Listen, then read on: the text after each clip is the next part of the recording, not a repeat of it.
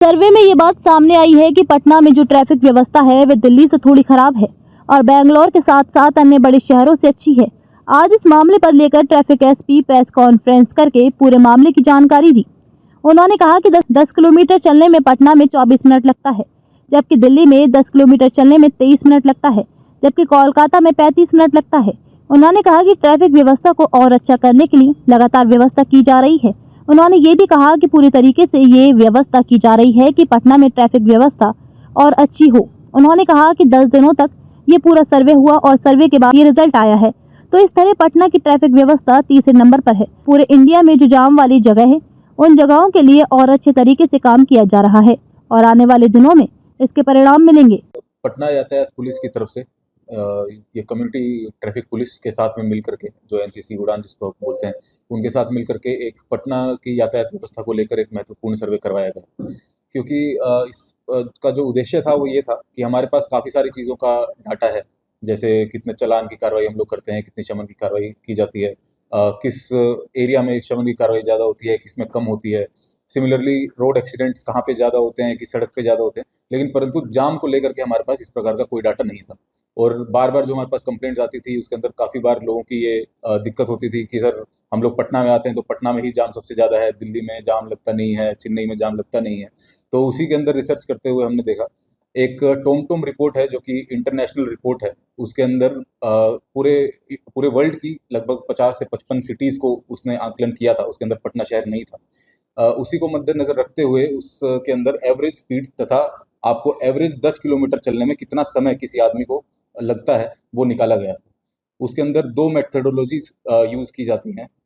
एक है आपका गूगल मैप्स, जिसके अंदर गूगल की डाटा एनालिटिक्स की मदद लेकर के हर घंटे उसके अंदर आकलन किया जाता है कि यदि आप उस रूट पे चल रहे हैं तो आपको कितना समय लगता है, और दूसरा है उसका फिजिकल वेरिफिकेशन। यही 2 मेथोडोलॉजीज़ यूज़ करके हम लोगों ने भी पटना ट्रैफिक पुलिस और एनसीसी के ने दोनों ने साथ में मिल करके ये सर्वे कराया है। इसके अंदर डाक बंगला चौराहा और सगुना मोड़ 2 को केंद्र बिंदु माना गया था। डाक बंगला से हम लोगों ने लगभग 33 रूट और सगुना मोड़ से हम लोगों ने 7 रूट चिन्हित किए थे। ये रूट जो मुख्य स्थल हैं पटना में, उन्हीं को लेकर के हम लोगों ने चिन्हित किए थे। उसके अंदर से कुछ एक थे, जैसे जो मुख्य रेलवे स्टेशन है, जैसे Patna junction, Danapur railway station, Rajendra Nagar terminal, Patna airport, मुख्य पर्यटक स्थल जैसे Bihar museum, Golghar, Bapu tower, Patna Sahib, major hospitals जैसे आईजीआईएमएस, पीएमसीएच, एम्स, और आपदा मोचन बल जो राज्य और केंद्र जो कि बीटा में स्थित है, वहां तक पहुंचने में यदि कोई आपदा होती है तो कितना समय ऑन एन एवरेज किसी कॉमन आदमी को लगता है।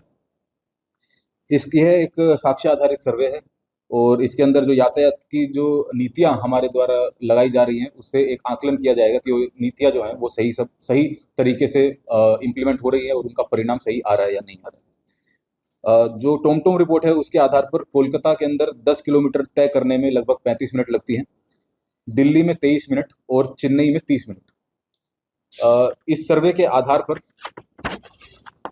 ये हमने जो सर्वे कराया ये लगभग 10 दिन के लिए चला था और सुबह 7 बजे से लेके रात को 10 बजे तक ये सर्वे हम लोगों ने करवाया है।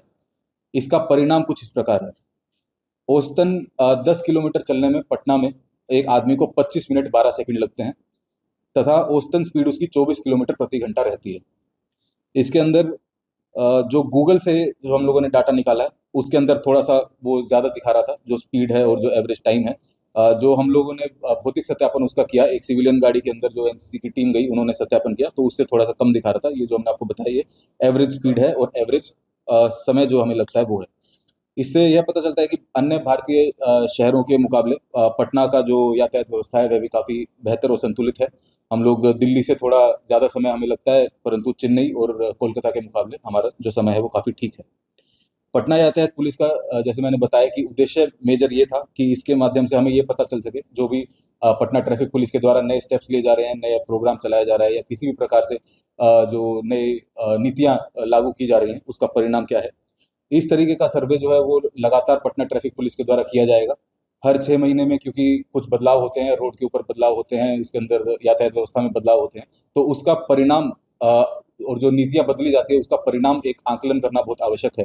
इसीलिए ये सर्वे हम लोगों ने कराया। तो जो यातायात व्यवस्था है उसके निरंतर सुधार के लिए पटना ट्रैफिक पुलिस कर्मठ है और आप लोगों से यही अपील है सभी लोगों से कि आप यातायात व्यवस्था के अंदर जितना ज़्यादा कंट्रीब्यूशन कर सकते हैं नियमों का पालन करके और अन्य चीज़ें करके उसका करें।